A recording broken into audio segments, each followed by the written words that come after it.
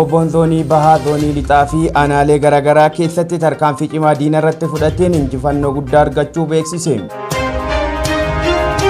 Godina Iluu Abbaa Boor aanaa Algeessaachii keessatti ergamtoonni mootummaa nafxanyaa bilxiginnaa PP uummata dararaa jiraachuu himan. Iraan marii marsaa itti aanu US waliin taa'uuf ammayyuu hin murteessine jechuun ibsite. Ebila 22 bara 2026 shama akkam jirtu kabajamtoota hordoftoota miidiyaa walabummaa Oromiyaa kanneen hangafoota oduutii akkaduma sagantaa keenyaatti waliin turaan affeerraa keenya.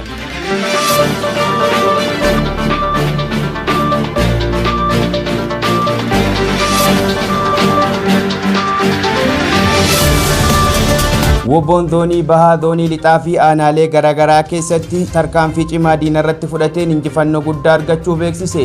Bal'ina oduutiif Jaal Nasruu Sabaa waan qindeeffate qaba. Wobonzoonii bahaa fi lixa Oromiyaa keessatti tarkaanfii cimaa humnoota mootummaa naftanyaa bilisiginnaa irratti fudhachaa jiruun injifannoowwan jajjaboo galmeessaa jiraachuu ajajaan woboo bakkichaa ibseera. Wobonzoonii lixaa godina Matakkal aanaa Bulaan keessatti ebila 2026 haleellaa bal'aa diina irratti taasisuu ajajaan woboo bakkichaa ibseera. Tarkaanfii kana keessatti gandoota akka Godooraaree, Wagiiddii, Baarudaa fi Mooraa keessatti waraanni mootummaa haleelamuun miidhaan guddaan irratti qaqqabuutu himame. Loltoonni mootummaa dhibbaan lakkaa'aman kan du'anii fi madaa'an yoo ta'u, hedduun isaanii immoo fayyattii booji'amuun harka woboo jiraachuun isaanii gabaafameera. Gama meeshaatiin qawwee AKM 115 hidhannoo guutuu waliin bireena 2 rasaasa hedduu waliin konkolaataa waraanaa ooraalii 2 fi meeshaaleen biroo hedduun duyda loltoota mootummaarraa argamuu hoogganni woboo zoonichaa ifoomseera. Gama biraatiin woboon zoonii bahaa tarkaanfii jajjaboo lukkeelee mootummaa naftanyaa bilisiginnaa PP irratti fudhatu cimsee itti fufuun ibsameera. Tarkaanfiin kun aanaalee akka Ancaar, Boohee fi Habroo keessatti haleellaan walirraa hin cinne mootummaa naftanyaa bilisiginnaa PP irratti geggeeffamaa jiraachuusaa woboon zoonichaa ibsaniiru.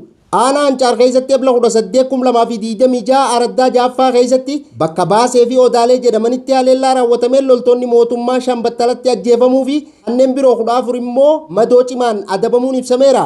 Tarkaanfii kanaan meeshaaleen waraanaa qawwee AKM 3 rasaasa bireenaa hedduu fi dookumantiiwwan yookiin ragaa icitii keessoo waraana mootummaa naftanyaa bilisiginnaa PP mul'isan harka woboo seenuu ajajaan woboo bakkichaa beeksiseera.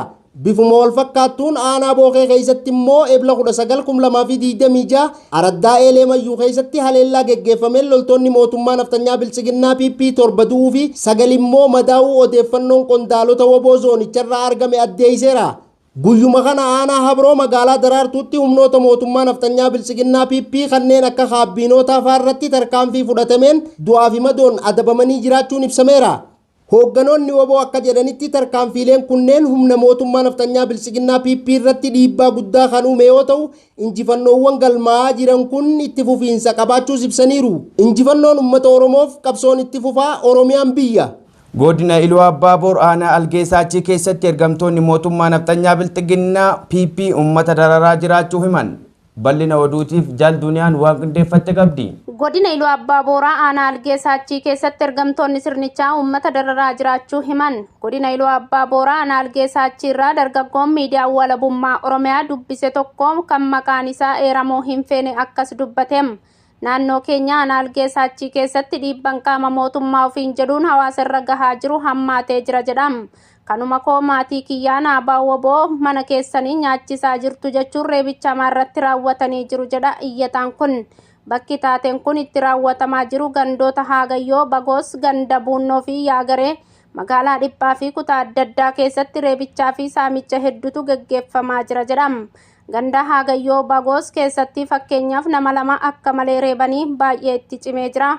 Wasiila koo reebanii hedduu miidhan abbaa kan koo osoo inni qaama dhiqachaa jiru itti dhufanii isa ammaasiin darbe fidi jedhanii qullaa isaa reebanii erga inni of dadhabee bilbila isaa harkaa saamanii deeman jedham.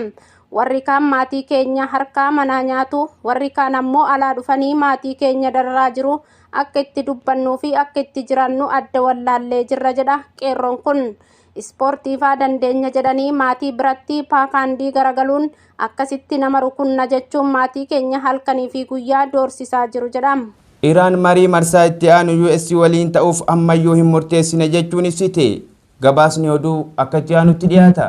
Iraan marii marsaa itti aanu US waliin ta'uuf ammayyuu hin murteessine jette. Doonaald Tiraamp osoo waliigaltee dhukaasa dhaabuu hin dheeressin durayyuu marii silaa Paakistaanitti geggeeffama jedhame irratti hirmaachuuf akka hin murteessine ibsitee turte.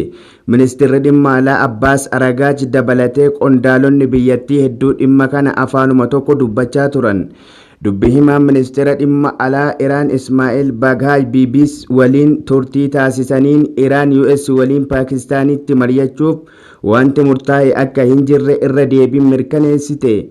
Iraan marii marsaa jalqabaa irratti gara Islaambaand kan deemte miira gaarii fi fedhii guddaan ta'us qaamni biraa US mariif fedhii osoo hin qabaatin dhiyaate jechuu US mariif fedhii gaarii akka hin qabaanne himan. Tiraamp guyyaa guyyaan wanti barreessu ejjennoo jijjiiruu sodaachisuu waan hundumaa haleeleen balleessa jechuunsa Iraan marii marsaa itti aanuuf taa'us US irraa amantaa akka dhabdu taasisuu himu. White ibsa baaseen jila marii US qabaachuun gara Paakistaan imaluuf kan turan Jd Vance imalli isaanii haqamuu ibse. Egaan kabajamtoota hordoftoota miidiyaa walabummaa Oromiyaa oduu narraaf qabnu kanuma oduu birootiin haga walitti deebinutti nagaan nuuf tura horaa bulaa deebana.